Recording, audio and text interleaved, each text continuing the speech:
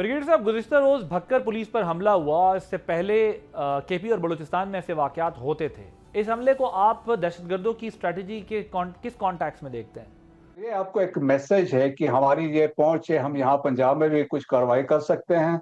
और साथ ही एक ये भी है कि एक खौफ की पैनिक क्रिएट करना चाहते हैं और इससे आपके स्टेबिलिटी को डिस्टर्ब करना चाहते हैं। और जिस तरीके से, और ये एक वाज़ेह एक मैसेज है पाकिस्तान को कि अफगानिस्तान जो है कि ये फितनल खारिज जो फितनल हिंदुस्तान है उनको वहां से कंट्रोल कर रहे हैं। दैट्स वाई हमने पिछले 48 घंटे में देखा है जिस तरीके से वाकयात हुए हैं। बन्नू में हुआ, कोहाड़ में हुआ, ये बखर में वाकया हुआ है, या खैबर डिस्ट्रिक्ट के एरियाज में चंद दूसरे एरियाज में अनप्रोवोक फायरिंग की है। लेकिन हमारे तरफ से बहुत इंपॉर्टेंट ये है जो वाकया बखर का हुआ, स्पेशली अभी वक्त आ गया है कि जो हमारे लोग हैं, पॉलिटिशियंस हैं या दूसरे लोग हैं, उनकी रिस्पॉन्सिबिलिटी बनती है कि हमारे अपने जो इख्तलाफात है उसको हम उसको एक साइड पे रखें। और इस वक्त रिक्वायरमेंट ऑफ यूनिटी है, कोहिजन की रिक्वायरमेंट है। और हमने वेस्टेड इंटरेस्ट से निकल के पाकिस्तान की नेशनल सिक्योरिटी को देखना है, क्योंकि पाकिस्तान के खिलाफ एक ऐलान जंग है।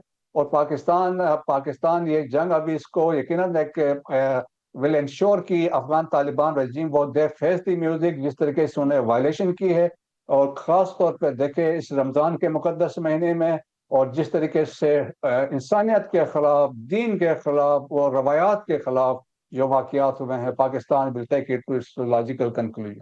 ये जो ईरान और अमेरिका के दरमियान कॉन्फ्लिक्ट बना हुआ है, ये जो कन्फ्रंटेशन चल रही है, इसका क्या रिजल्ट निकलेगा आपके ख्याल में? देखें जिस तरह के हालात डेवलप हो रहे हैं, एक स्टेज ऑलरेडी सेट हो चुका है। और जिस तरीके से मैसिव बिल्डअप अमेरिका कर चुका है, 2 कैरियर्स वहां पे पहुंच चुके हैं, 200 प्लस एयरक्राफ्ट है, जॉर्डन के अंदर भी एयर बेस एक्टिवेट हो चुका है, डिस्ट्रॉयर्स एवरीवेयर वहां पे उनके प्रेजेंस वहां पे है।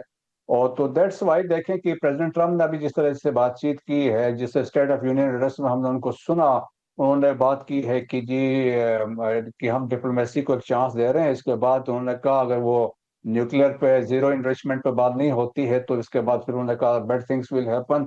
और सिमिलरली उन्होंने फिर इस दफा जोड़ दिया है, मिसाइल्स की भी बात की, और उन्होंने मिसाइल्स से कहा कि भाई हम फ्यूचर में ये अमेरिका को भी टारगेट कर सकते हैं, तो वो पॉसिबिलिटी है।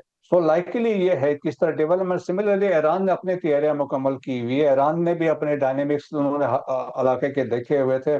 therefore उन्होंने अपनी we can say they have already taken all the precaution, although उनका political objective यही होगा they should prevent war किसी भी सूरत में। लेकिन जब वार आपके ऊपर थोपी जाएगी तो यकीनन उस पर रिटेलिएट वो इसका रिस्पॉन्ड करेंगे, but it will have serious consequences for the region. Subscribe करें और बेल दबाएं ताकि कोई खबर रह न जाए।